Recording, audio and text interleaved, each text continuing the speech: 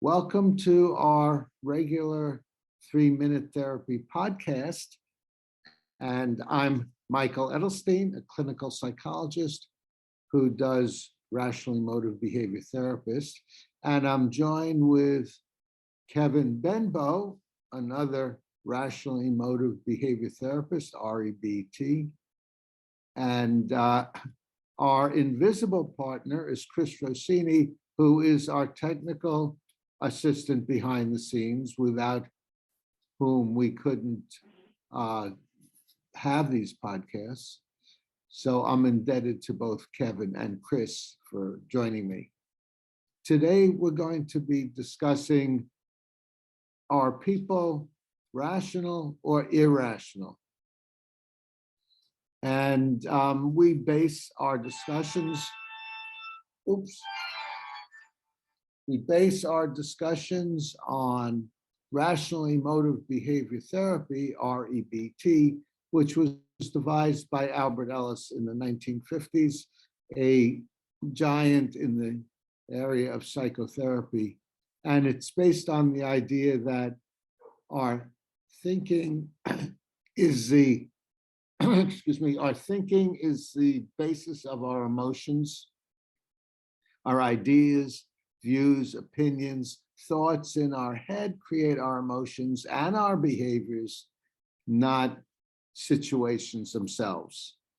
So if I'm addicted to alcohol, as an example, I'm not addicted because someone offered me a beer. I'm addicted because what I'm thinking about that. I must satisfy my urge for a drink. I have to have a beer, etc. Kevin, did you want to add anything as a basic fundamentals of REBT? Sure. Actually, the question, are people rational or irrational? My answer is they're both. We as human beings are capable of being both rational and irrational, sometimes simultaneously. The problem that we have as human beings is we go irrational almost as an instinct. That's where most of us tend to go based on our beliefs about things. Much easier for us to be irrational and disturb ourselves than it is to put in the work and think rationally, which is my personal thought on why we have so much disturbance in the world. I'd like to define rational and irrational so we know what we're talking about. And a rational, in my view, means you use means to achieve an end or a goal that helps you and aids you in attaining that goal. So we start with goals, for example, to be healthy, and then we have ways to do that. So many people would say exercising, good sleep, healthy diet are a rational means to that end. But whether or not that end is rational or irrational really is not an issue, because an end can be anything. My end or my goal or objective could be to stand on my head for an hour. And there's no way of proving I'm right or wrong in having that as an end or an objective, but we can prove the means toward that. If sleeping all day is my means toward standing on my head for an hour, then that's probably irrational. It's not going to help me do that. Whereas practicing for 5 minutes a day and then 10 minutes a day, etc., would be more rational in terms of helping me achieve my goal of standing on my head for an hour at some point. Does that make sense, Kevin? Yeah, it does. And then the other thing about rational thinking, rational beliefs is basically we're talking about beliefs that are rooted in reality. The problem is, and I tend to take a positivistic philosophy, I believe it's possible for us to know reality or get very, very close to it as human beings. And the big thing in our EBT is when we run across beliefs that are demanding, especially things that we cannot control or have no control over, like the weather. It's irrational for me to demand that the weather be different than it is. It's irrational for me to demand that someone else behave in a way that I think they should. And so that's what creates the emotional disturbance. Of course, it's also possible for me to make myself rational about this if I think about it. I have no control over what someone else says or thinks about me. So if I change it to a preference, that's more consistent with reality. If you change what to a preference? The demand, the rational demand. For example, if I have a demand that sounds something like Michael must not criticize me. Well, sounds like I'm making myself upset. If I change that to a preference, I wish Michael wouldn't criticize me, but I certainly can't make him not criticize me. Then my thinking is more consistent with the actual reality of the situation. Right. Mhm. But you can try to influence people to change their behavior, even though, as you say, Kevin, you wouldn't necessarily be successful at making them do anything. And the reason for that is we all have agency, we all have our own mind and thoughts, which is the bottom line in terms of how we act and how we feel.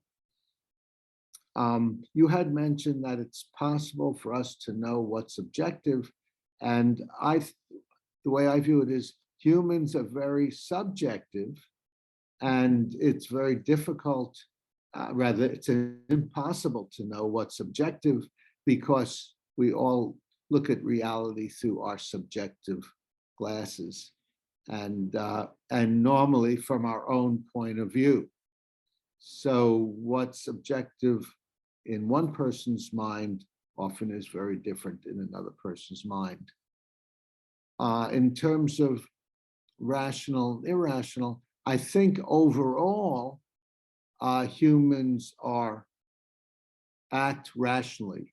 I won't say they are rational. I don't want to define them as rational, indicating that they're totally rational. That's their essence. Their essence, as you're saying, Kevin, is to act rationally and to act irrationally. That's human nature. But overall, I don't think the human race would have survived if people haven't acted rationally in their own interest, which normally is to survive and be healthy, and other things that aid in human survival. So, so if your life is basically irrational in terms of you act poorly in terms of achieving your goals, you probably won't survive or won't survive very well. Agreed. I would say, would you tell me a little bit more about what you mean there by it's not possible for us to know reality? I mean, certainly we can, like I said, I believe we can get pretty close to it, especially with scientific thinking. We've certainly come a long way in determining what's real as far as what causes disease and the best ways to fight against it. I think we can get awfully close. And going back to the demands that we make. A demand, if I make a clearly irrational demand, like everybody else on the freeway must drive the way I think they drive, that's clearly irrational.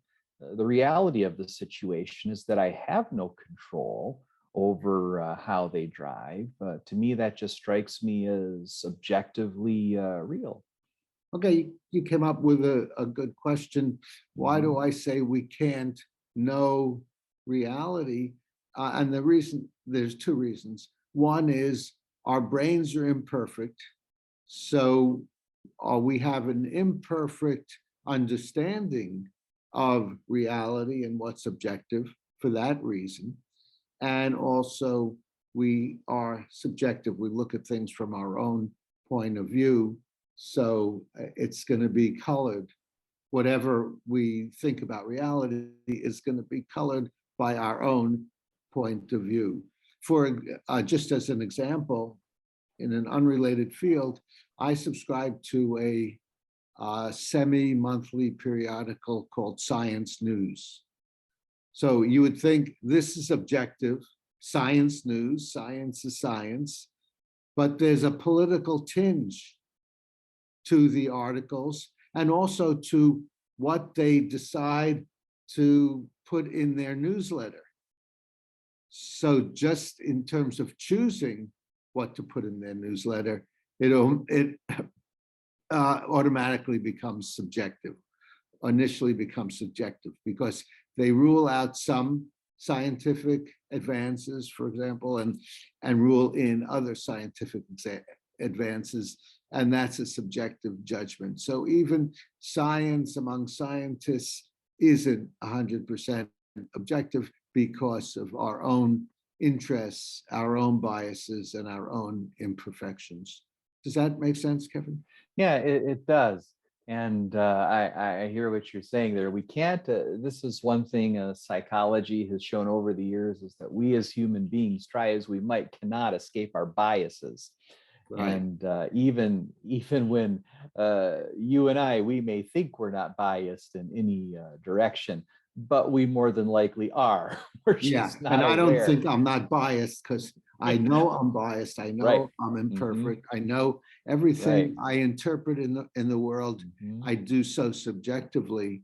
So so I know that, and that's been brought home to me in some various ways that I found surprising. One is in eating in a restaurant with a friend, saying, this is a really spicy dish, and my friend doesn't think it's a spicy dish, and vice versa.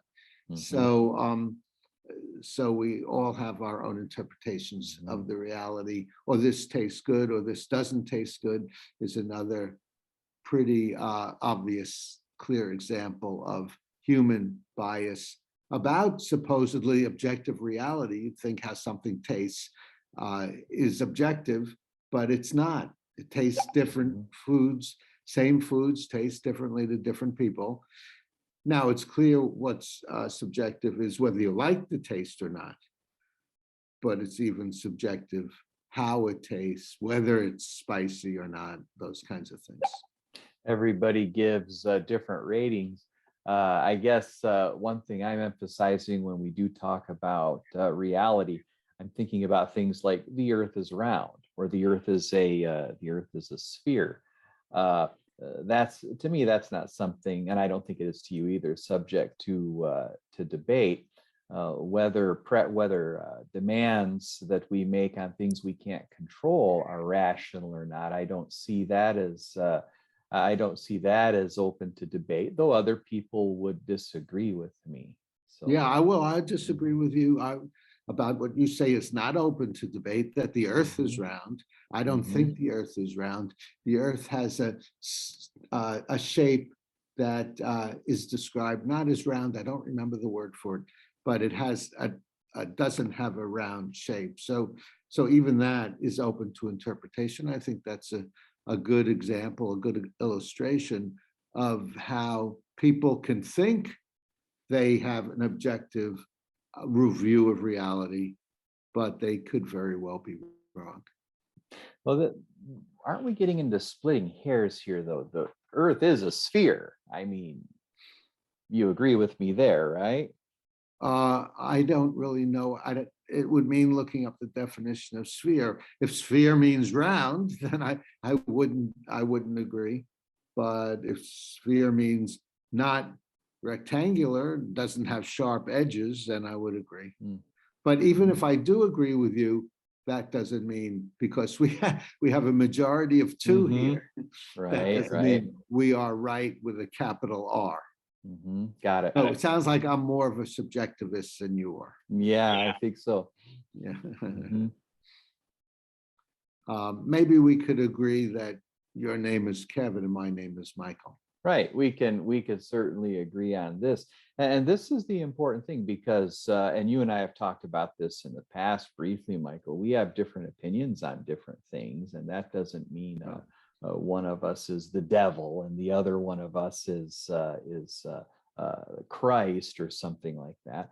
We're all perfectly capable of having different opinions on different things, and it doesn't necessarily mean one of us is wrong, one of us is right. Opinion, that's what I see as being subjective. Yeah, opinion. But I think the thing we disagree on is that I think that any statement I make really is my opinion.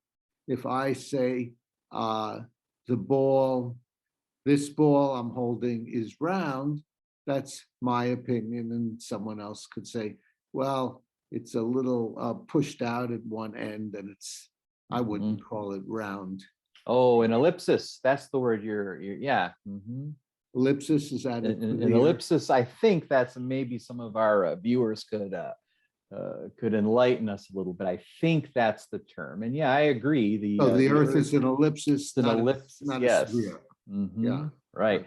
And we may yet discover that there's something else different about its shape.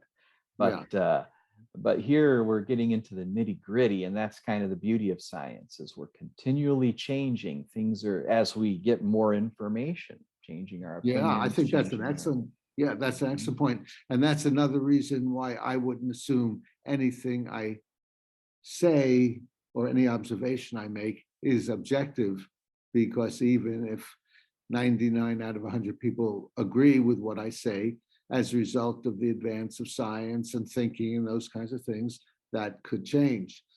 So, so that really is my last word on are people rational, irrational? Did you have a last word, Kevin?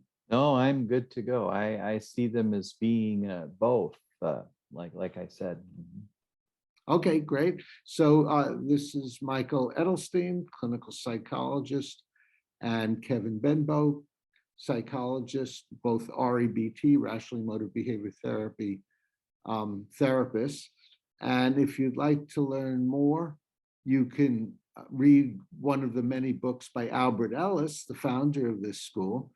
And if you go to Amazon and put in his name, you'll see many of his books.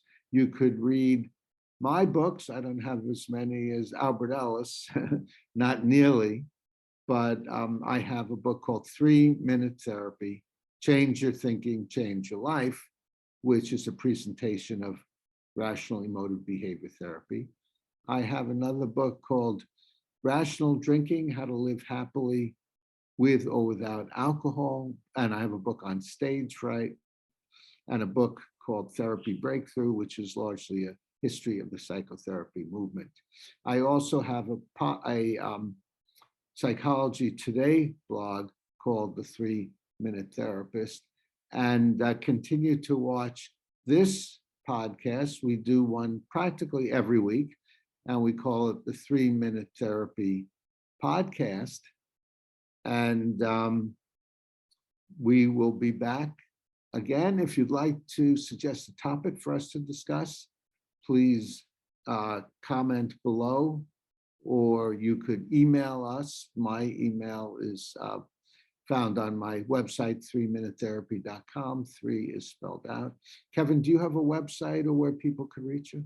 Yes, I sure do. And let me say, I'm not a psychologist. I'm an LPC. That's an important little distinction for me. But my website is www.cogyuma.com.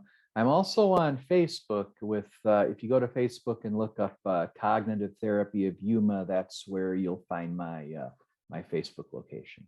Okay, very good, very good. And again, thank you to Chris Rossini in the wings, making this all work with his technical expertise.